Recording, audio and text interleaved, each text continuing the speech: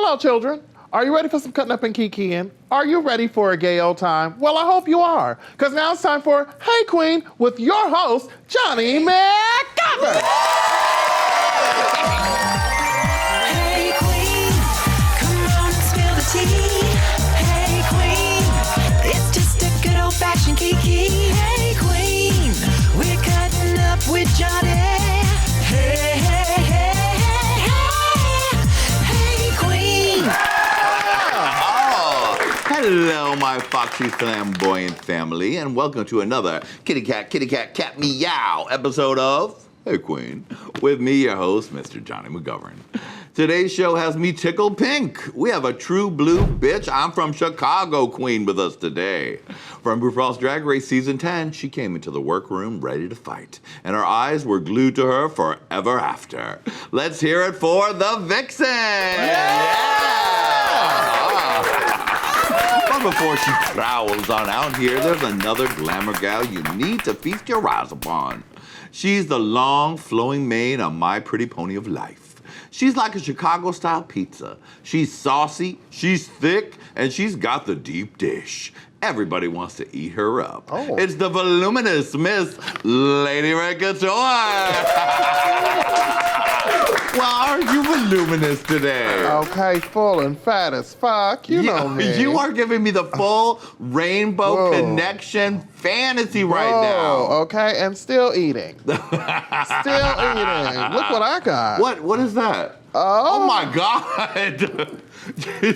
Did you brought yourself a little snack? Well, you tied it over? It's takeout to a whole new level. Yes, it is. God, Wig Takeout sent me this lovely piece that I have on my head, but I decided to put it on and fill it with, of course, orange chicken. Oh my goodness. Girl, look how orange that chicken looks. Well, it looks wonderful, and I'm not playing at all. That's right. Well, go ahead with the show. I'm gonna enjoy you're just gonna doop, just chomp away. Just a little. That should last you at least the first half of the show. I mean, at least they send you a fortune cookie too. Here, you have that. Oh, thank you so much. Yeah. I'll wait till later. Later on.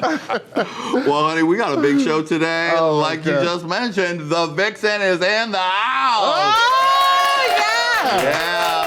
Honey, there is so much to talk about. Oh, baby. Oh, this show is going to be delightfully delicious. I'll be ready for all the tea she's going to spill. Yes, honey, and just to hear her voice without her being interrupted. Exactly.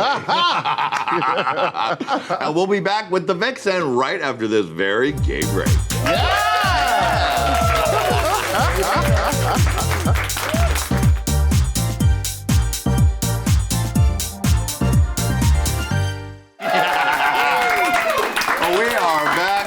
When this queen walked into the workroom on season 10, she said she was ready to fight. But honey, today she's here to purely slay. It's the Vixen! Hey, Queen! How you doing? Oh, I'm doing good. I mean, you have dressed perfectly. You feeling this it? set. You fit right in. Well, purple is my color. I love purple so much. You're gonna be in good company here because that's our favorite color too, obviously. I dig it, and the glitter, I'm not triggered at all. It's lovely. I love it. I love it. Lady Red, are we having a Black Girl Magic festival here today, or what? I mean, that's why I got this new fan. Yeah. Yes, baby. Hey, boo. Hey, honey. Speaking of Black Girl Magic, let's talk about it. Oh, that's my baby. Yeah. Oh my God. Black Girl Magic is doing so good right now. We're monthly in Chicago at Roscoe's right now. And to be in one of the most segregated cities, in one of the most segregated gay neighborhoods, and to have a Black drag show celebrating Black queens on the heart of the Strip is such a big deal. And we've been sold out. We've been killing it. We've had all these different guests from RuPaul's Drag Race. We're having Peppermint and Coco Montrese next month. Nice. It's such a big deal, and it means so much to the queens who are from the community and mean so much to the queens who visit because they don't get to have that experience either. Right. So it's like a really big deal right now. That's incredible. And what are your dreams for that? Because it seems like that could become something really big. I know you've done larger versions of it. Yeah. What's the fantasy? I wanted to go on tour. I want to be Black Priscilla, Queens of the Desert, just like going everywhere. And what's so great is that like the cities that need it most, they show up.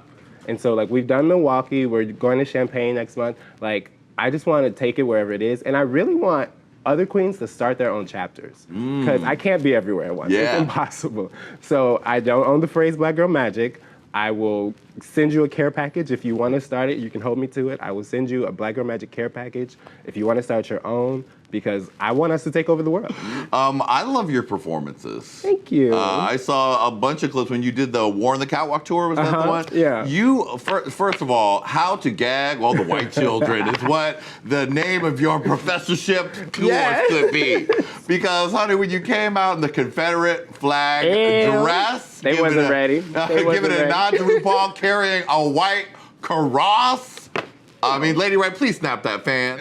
There you go. That is exactly what that was. Yes. That was such a cool moment because it was like, okay, because that was the week that I got eliminated. Yeah. And so we're at DragCon and they want us to do these big numbers. And I'm like, what is going to be so on the nose? And so, because I hate avoiding the issue. Yeah. I don't think it's possible for me to avoid. That's not very on brand for you to avoid the issue. No. So I was like, you know what? What the RuPaul that I fell in love with was Rachel Tensions. So I'm coming out as Rachel Tensions, a la, you know, what's the damn movie? A la Tu Wong Fu. A la Tu Wong Fu. Yeah. Good Lord.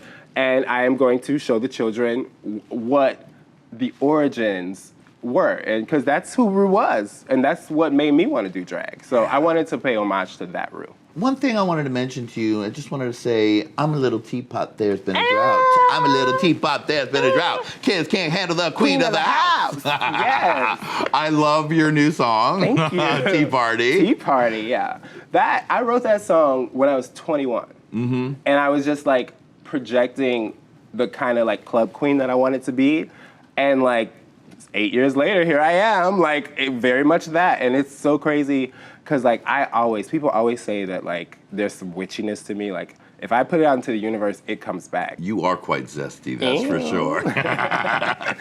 Be sure to follow us on all social media at Hey Qween TV. Are you doing it? Are you doing it? Well, then do it now. Come on now. All right, Vixen, are you ready to get into it? Let's do it. Let's go back in the time machine.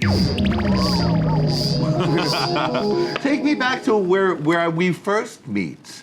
A little vixen, merely a fox cub, traipsing the forests of Southside Chicago. What were you like as a kid? Oh, I was the quietest artsy kid ever. I did not like getting in trouble. So I stayed in the house. I didn't want video games. I didn't want anything that you could take away from me as like a punishment. Wow. So I was just drawing, because you can't take pencil and paper away from can't. a baby. You know, like I still got to do my homework. So I was always just drawing and writing songs. Like literally since I was 6 years old, I've been doing fashion design and music and just like preparing myself for all this. Southside Chicago is known to be rough and tough. Another reason to stay inside. Exactly. Now, what was that like, being an artsy kid, sort of flower growing out of the pavement? Yeah, it's really weird because it's like, you know, especially as an artist, you want to express yourself, you want to be noticed. But then as a little black gay boy on the South Side, you kind of want to fly under the radar. So I would like have these like peaks and valleys of like being very outspoken and then like falling back like, okay, maybe that wasn't the safest idea. And then like, and so by the time I got to high school, my mom was like, okay, kid, we got to get you out of here.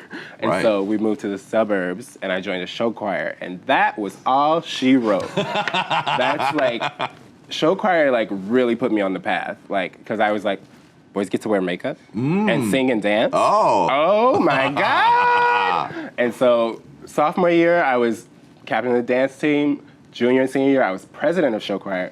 Wasn't even a concept when I started.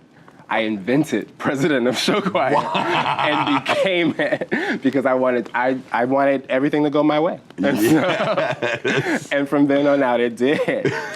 Yeah. She invented president of show choir. Yeah. Lady Red, were you the president of your show choir? Yes. Lady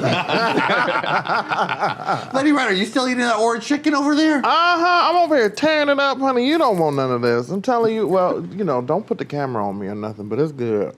Now, your first drag gig was at Jeffrey Pub. Yes, the Jeffrey Pub is like, if you're on the South Side, that is where you get your start. That's that's the juke joint. Yeah. Yes, and I was so enamored by all the pageant queens that came through there, like all these bucking queens who could like really turn it. I learned everything because they are brutal. In the dressing room, my drag mother, Savannah Westbrook, would look at me and be like, "You look bad." Oh. And I was like, what? You just look bad? And so I would go home and just stare until I figured out what was bad. And I'd come back and try again. And she was like, better? Okay. And then I got a good. And I was like, oh, it's on now. Now, how did you meet Savannah? I met Savannah. I was rapping at Hydrate nightclub in Boys Town. And I was kind of androgynous. And she was like, you should come do my drag show on the South Side. And I was like, okay, I'll think about it. And I was so nervous. And my mom was like, you're already dressed. It started raining and I was going to chicken out. I was like, I'm not going to do it. I was like, it's raining. That's a sign I'm saying. My mother was like, you're already dressed. Just go. And I walked in and she booked me right on the spot. She was like, come back next Thursday. And I was there every Thursday for like a year. And that was where you started to soak up all the Just different drag magic and black girl magic too, right? And all the black girl magic, yeah. And the dressing room is where you learn the most. Yeah. What do you think? What are some of the things that you picked up in those first few months? Reading. Because especially when you're Booker Queen, you have got to learn a thick skin, and you've got to learn how, okay, this might be my tea, but let me find your tea. Like, okay.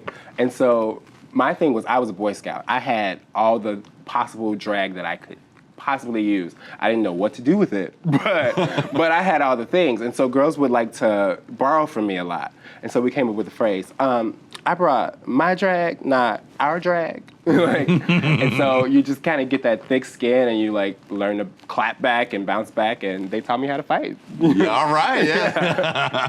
Let's talk about the sort of inciting incident in terms of you're really wanting to push activism and be bold. Is that I think it was a Pride. It was a Pride parade. Where someone called you Southside trash. Yes. Take me back there, because this is like an inciting incident. It's kind of like if as Vixen as superhero, that's when the supervillain did something to her. That's the radioactive from the spider flames. that got exactly. me. Yeah. So I was bouncing back between like performing at the Jeffrey Pub on the South Side and then like doing all my gigs on the North Side. And this was the year that there was a shooting at Post nightclub. And me and my boyfriend had to sit down and like go through like every exit strategy of every bar, because I was booked the house down for that week. So I had 11 gigs in 7 days. And I was like, I'm not gonna not perform because people are scared. And so I was like, I'm showing up. And all the drag queens showed up, and we showed out and we did a benefit show for Post and all this stuff. So you get to the end of a weeks-long Pride, and this bartender is online talking about, oh, Southside trash ruined Pride. And then he goes, lesbians ruined Pride, and straight women ruined Pride. Everybody except gay white men ruined Pride for him. So I hadn't even got out of bed yet, and I still to this day have not learned the lesson of do not tweet until you sit up right. because my temper hasn't evened out through my body. Right. And so I was livid because I had put so much energy and like had to overcome my own fears to help make Pride special for everybody else. And how dare you? I was lit. So from then on, I was like wearing Southside trash on my leotards. I was like throwing it in everybody's faces, doing like photo shoots. Like, we're gonna talk about it because I'm sick of y'all acting like I don't belong here. Yes, Vixen. Be sure to follow Hey Qween on Patreon, patreon.com/HeyQueenTV for podcasts and more. Hey Queens, thanks for watching. For part 2 of this interview, click here. For more Hey Qween fabulousness, click here. And of course, don't forget to subscribe.